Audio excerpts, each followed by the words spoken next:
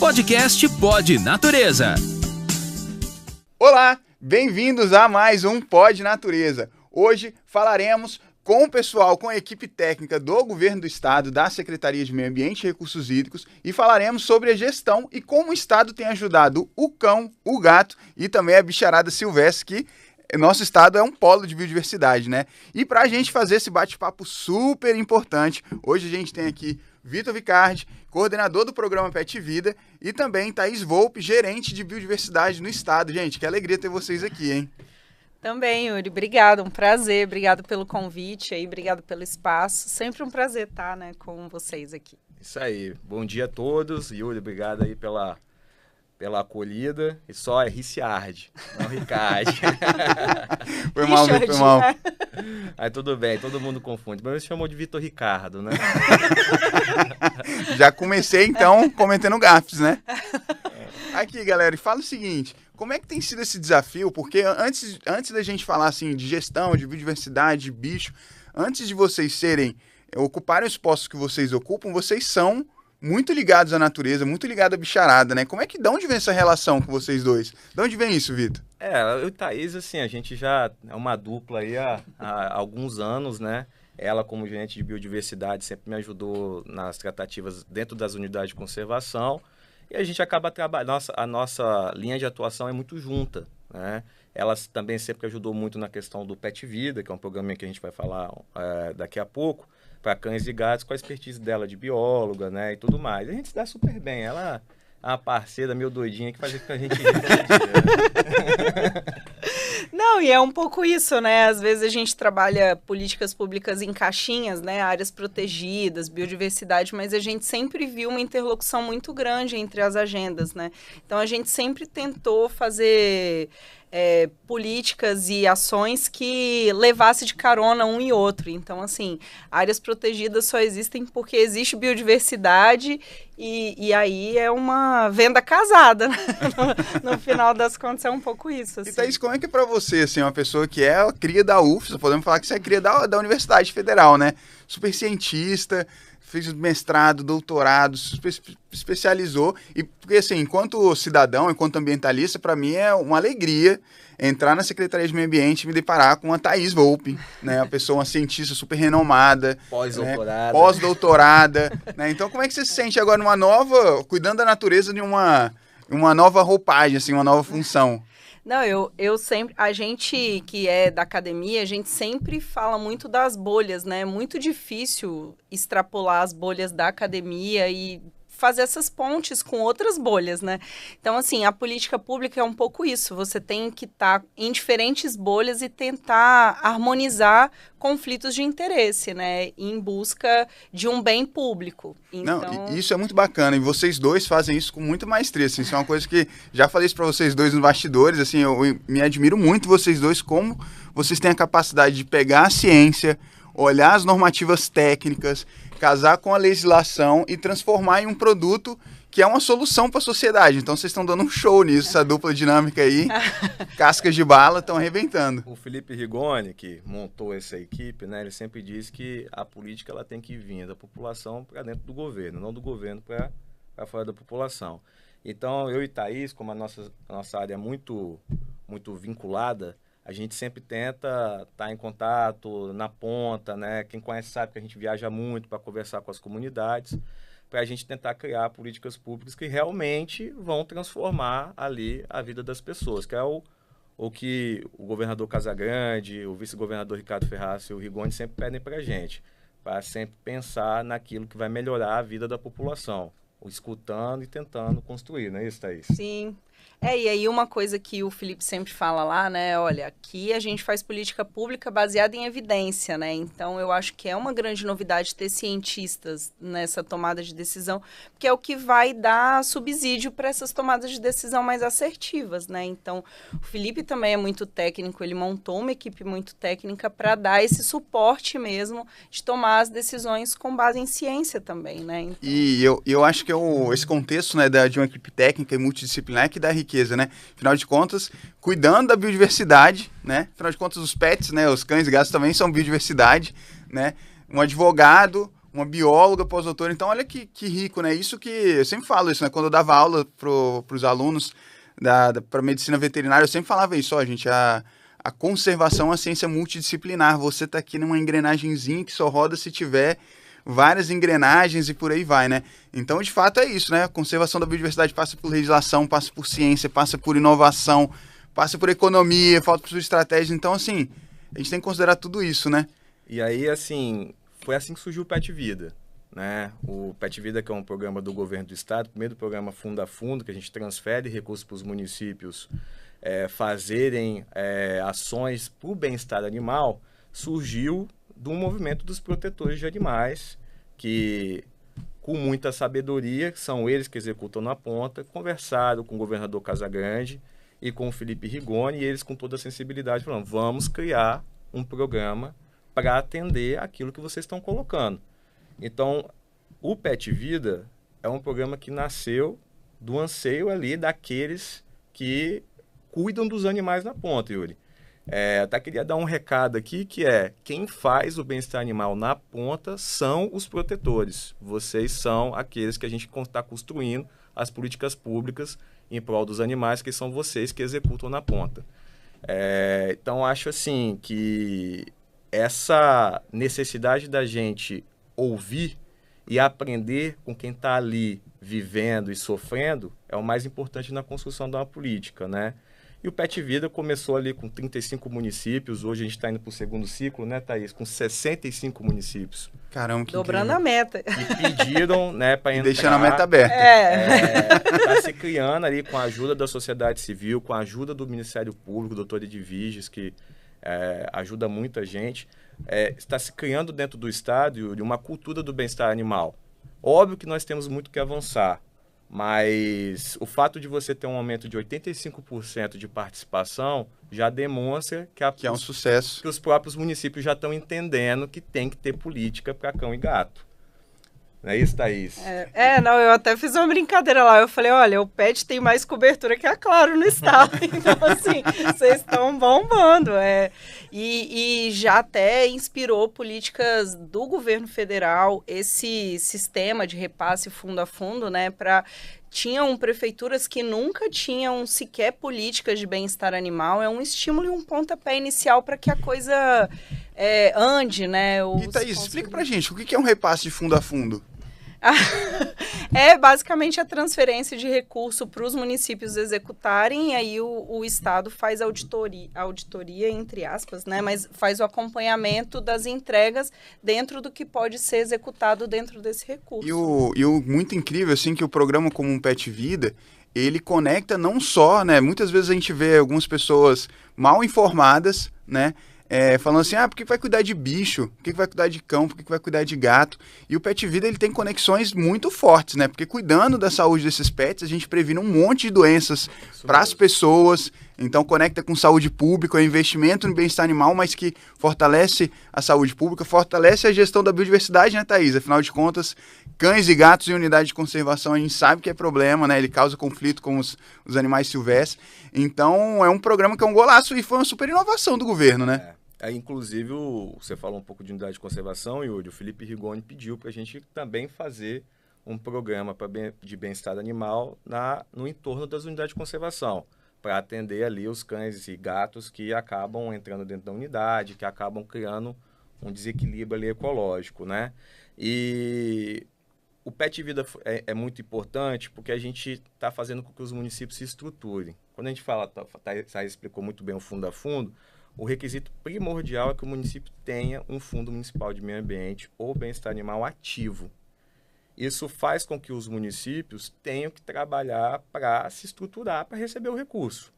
Esse é o principal objetivo de ser uma modalidade fundo a fundo.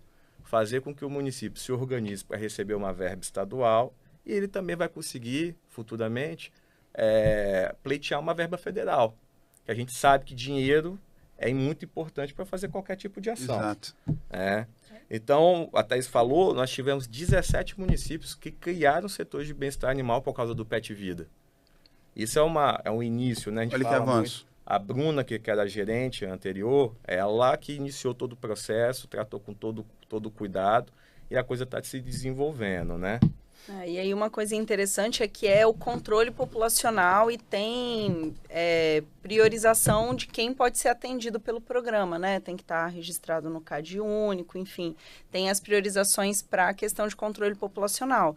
E aí, só dando um gancho na questão das unidades de conservação, né? O programa que a gente está lançando o Biomonitora Capixaba, que é um monitoramento de espécies bioindicadoras da biodiversidade nas UCs, mas também vai monitorar a presença de cães e gatos, né, nas unidades. Então, assim, a gente sabe que a gente vive adversidades ambientais, extremos climáticos, secas intensas, e aí essas espécies mais sensíveis, elas respondem a isso, né? E aí a gente vai monitorar a mudança ao longo do tempo, né? É um monitoramento de longo prazo e ver essa dinâmica das espécies, inclusive a dinâmica de cães e gatos nas UCs.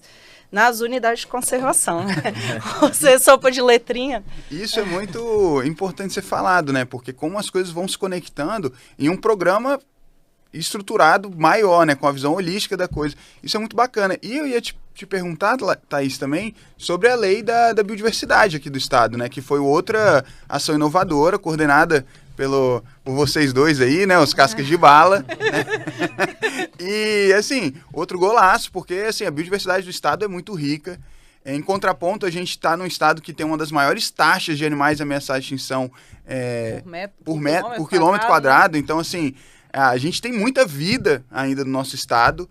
E vocês chegam nessa missão de conciliar o desenvolvimento com a vida e a vida dos animais silvestres, que conecta com a vida humana, com a modo que a gente se relaciona. Um baita desafio, né?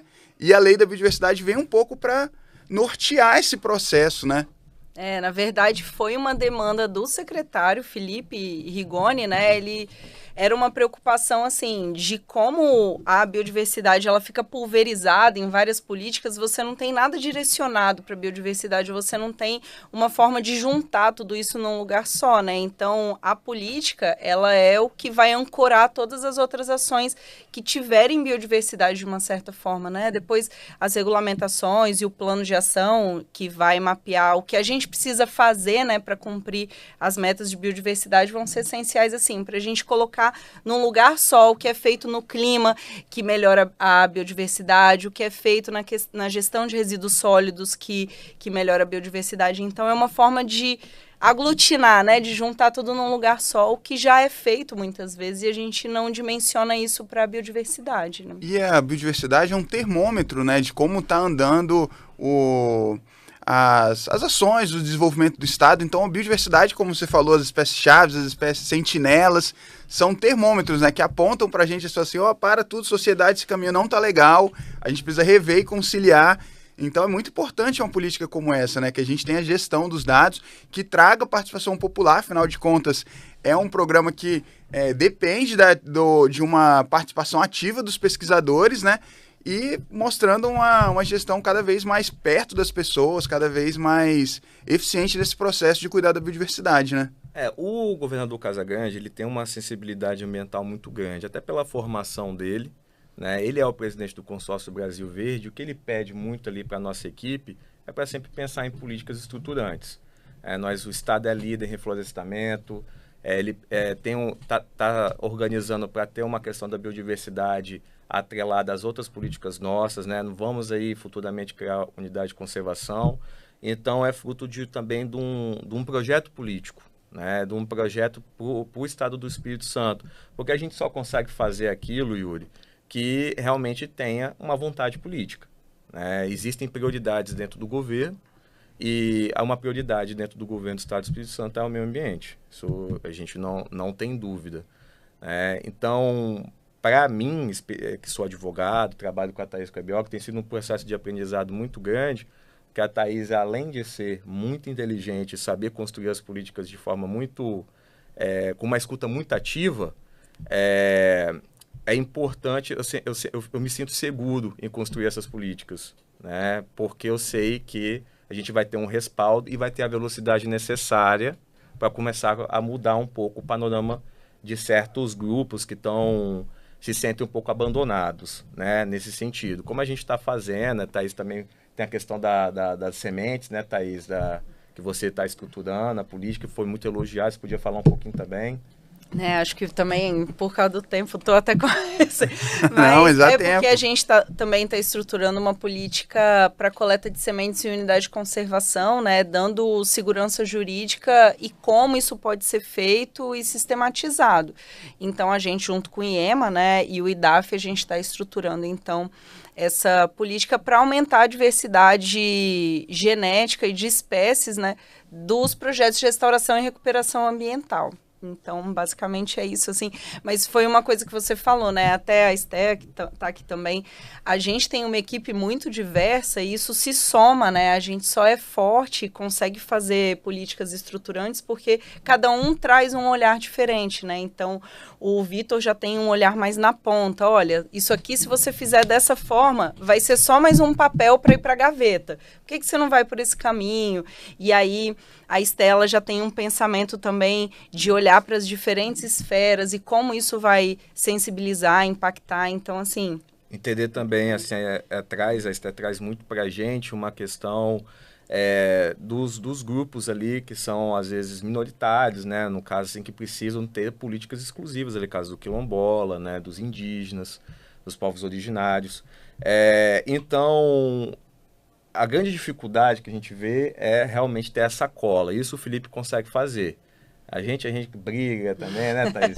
Reclama, mas no final do dia a gente consegue se organizar ali para começar a ter políticas que vão ter resultado.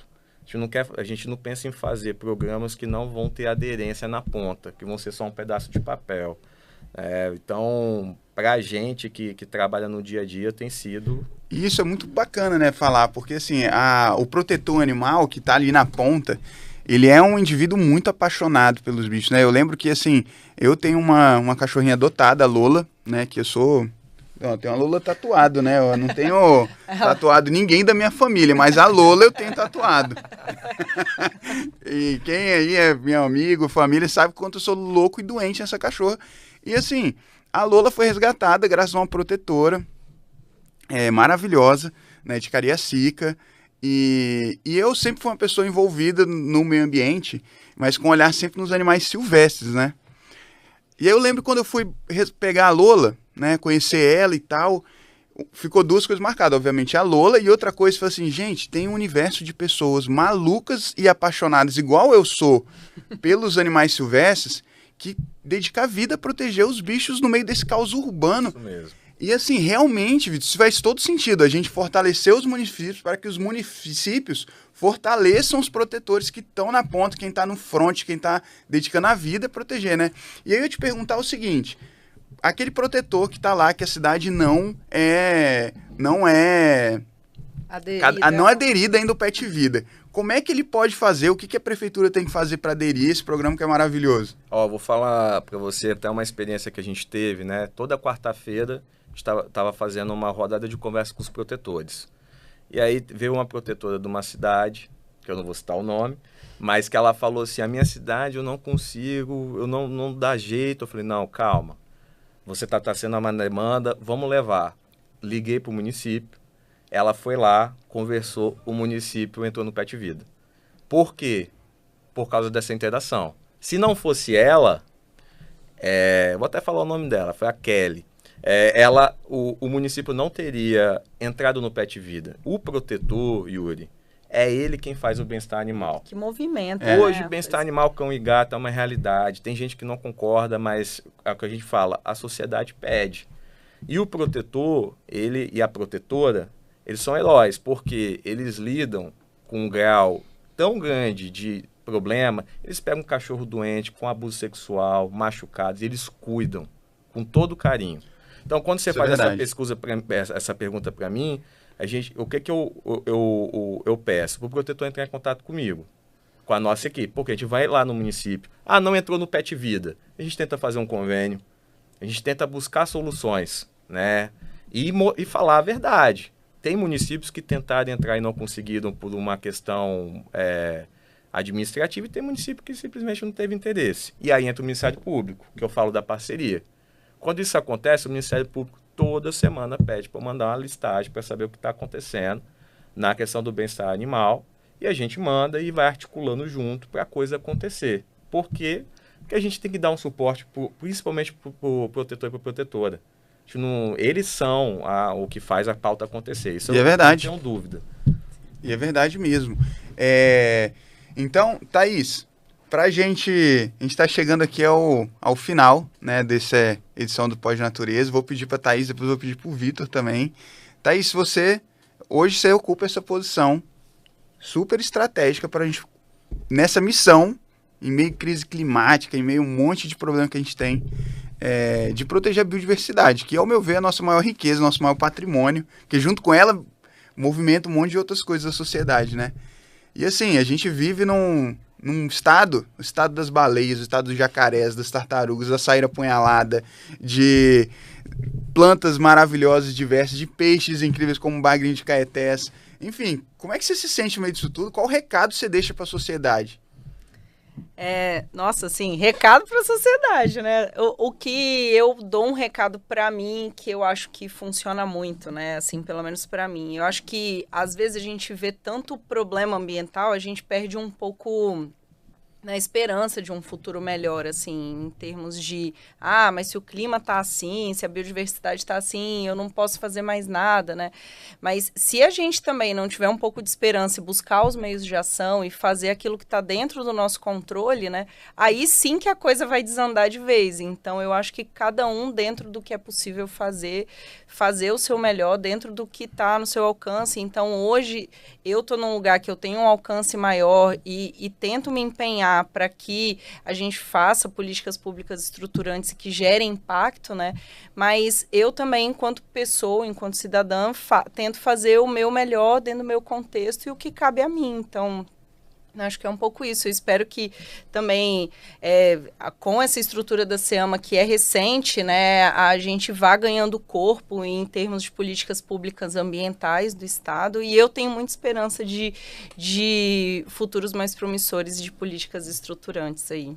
Vitor, você, o que você deixa de recado para a galera? Vai parecer meio brega, mas é verdade, é a união. Eu falo que o Estado ele tem que exercer o papel de liderança para pacificar esses conflitos que existem dentro do meio ambiental, puxar as ONGs, puxar a sociedade civil, o Ministério Público, para ser a cola dentro das políticas públicas.